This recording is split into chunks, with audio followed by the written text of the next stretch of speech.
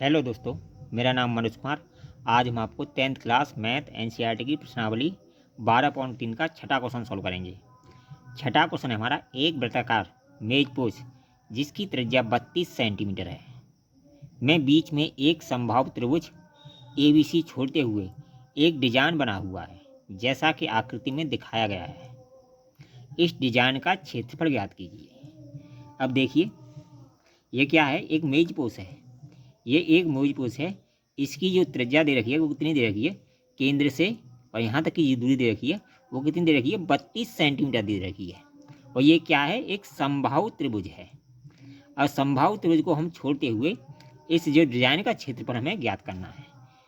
अब डिजाइन का क्षेत्रफल ज्ञात करने के लिए हमें, अब देखिए ये क्या है, वृत्ताकार एक वृत्त है। वृत्त में से हम समबाहु त्रिभुज का क्षेत्रफल घटा देंगे तो हमारा ये डिजाइन करा हुआ क्षेत्र है वो हमारा निकल आएगा।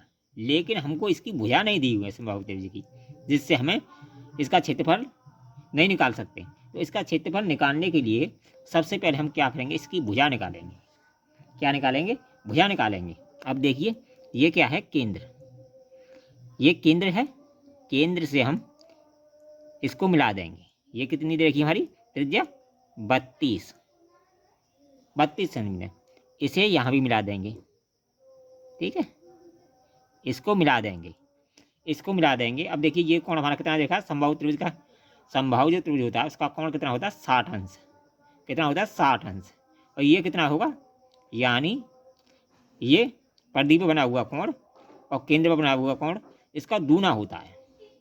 ठीक है, जब भी किसी चाप से तो परिधि के ऊपर जो कोण बना है उससे जो केंद्र पर कोण बना है किसी चाप द्वारा तो उसका वो दूना होता है। तो ये कितना होगा हमारा, 120 अंश होगा। तो ये वाला कोण कितना होगा हमारा, 120 अंश होगा। इस पर हम एक लंब की रचना करेंगे। ठीक है, अब देखिए ये हमारा 60 था, ये 120 था, इसका हमने आधा कर दिया, लंब डाल दिया, तो ये कितना हो गया हमारा, 60 अंश हो गया। कितना हो गया, 60 अंश हो गया। अब देखिए हमें कर्ण मिल गया, इसका नाम दे देते हैं, ये तो हमारा ओ केंद्र है, इसका नाम दे देते हैं हम ABCD, इसका नाम दे देते हैं हम D। ठीक है, इसका नाम हमने D दे दिया। अब देखिए हम एक इस भुजा को निकाल लेते हैं। ये निकालेगी, इसका दूना कर देंगे तो हमें BC मिल जाएगी। और BC मिल जाएगी तो ये भी इतनी होगी, ये भी इतनी होगी, ये भी इतनी होगी। ठीक है, अब देखिए ये थीटा के सामने क्या होता है, 60 अंश देगा, थीटा के सामने क्या होता है, लंब। ये क्या होता है, लंब। थीटा के सामने लंब और ये हमारा आधार, ये हमारा आधार, ये हमारा कर्ण है। ठीक है, और देखिए थीटा के सामने लंब है और कर्ण और लंब का संबंध किस में होता है, यानी लंब और कर्ण का संबंध किस में होता है, साइन। किस में होता है, साइन में। तो साइन थीटा बराबर होता है, यानी लाल बट्टे कक्का, लाल बट्टे कक्का, कक्का, यानी लंब बट्टे कर्ण, लंब बट्टे कर्ण। ठीक है, और साइन थीटा की जगह कितना देखा, साइन 60। तो साइन 60 बराबर होगा, लंब कितना है हमारा, लंब है हमारा BD बट्टे, और कर्ण कितना है, 32 दिया हुआ है हमें कर्ण। ठीक है, और साइन 60 का मान कितना होता है, √3/2, √3/2 बराबर BD/2, BD/2। ठीक है, अब इसका गुणा करेंगे हम तो ये आ जाएगा है, तो 32 है ये, 32। ठीक है, जब इसका गुणा करेंगे तो ये आ जाएगा हमारा BD, यानी BD बराबर आ जाएगा हमारा 32 √3/2, 32 √3/2 आ जाएगा। ठीक है, अब जब इसको 2 से काट देंगे तो ये आ जाएगा हमारा बराबर करके 16 √3। ये क्या आ गया, BD आ गया। ये हमारा BD निकल के आ गया। क्या आ गया, ये हमारा BD कितना आ गया, यहाँ से यहाँ तक की दूरी निकाल जाएगी। यानी हम जब BC की दूरी निकालेंगे, इस BC की दूरी निकालेंगे तो BD का हम दूना कर देंगे। तो यहाँ लिखेंगे, ठीक है, BC बराबर 2 BD। तो 2 गुणा BD कितनी है हमारी 16√3, 16√3 बराबर कितना आ जाएगा 32√3। तो ये क्या आएगी हमारी BC निकल के आएगी। अब देखिए ये BC हमारी कितनी दे रखी है 32√3। तो ये भी हमारी 32√3 होगी और ये भी हमारी 32√3 होगी, क्योंकि ये एक समबाहु त्रिभुज है। समबाहु त्रिभुज की तीनों भुजाएं बराबर होती हैं। ठीक है, अब हम आसानी से क्षेत्रफल निकाल सकते हैं इसका, इस समबाहु त्रिभुज का आसानी से क्षेत्रफल निकाल सकते हैं। ठीक है, तो डिजाइन का क्षेत्रफल हम लिखेंगे, डिजाइन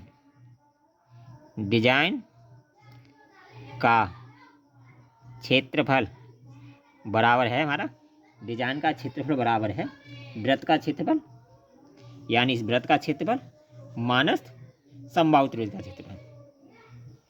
तो ये हमारा डिजाइन का क्षेत्रफल है वृत्त का क्षेत्रफल माइनस समबाहु त्रिभुज का क्षेत्रफल। ठीक है, और वृत्त का क्षेत्रफल होता है हमारा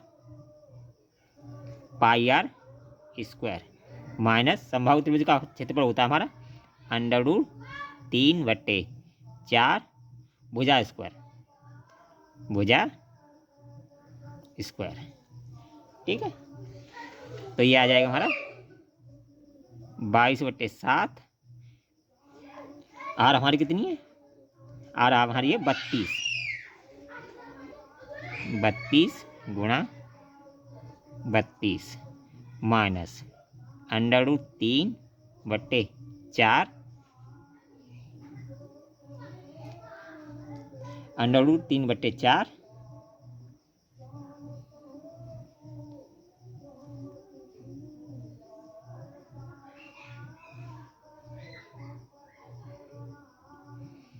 √3/4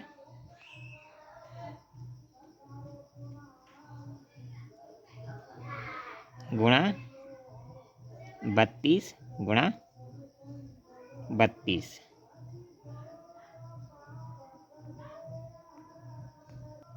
भुजाएं हमारी 32√3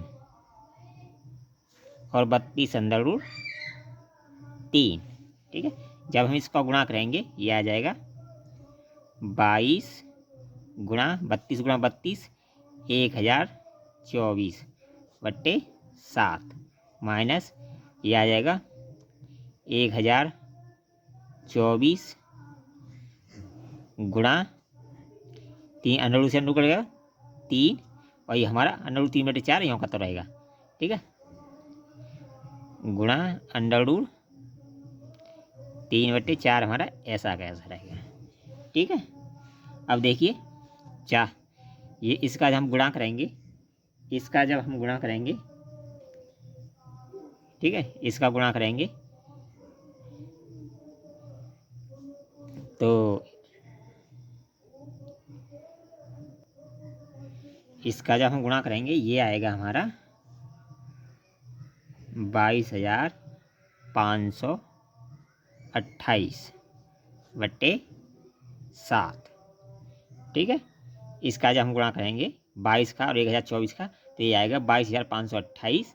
अब देखिए 4 से इसे काट देंगे, 4 से इसे काट देंगे, 4 दूनी 8 और 4 पंजे 20 और 4 6 24, 256 बार।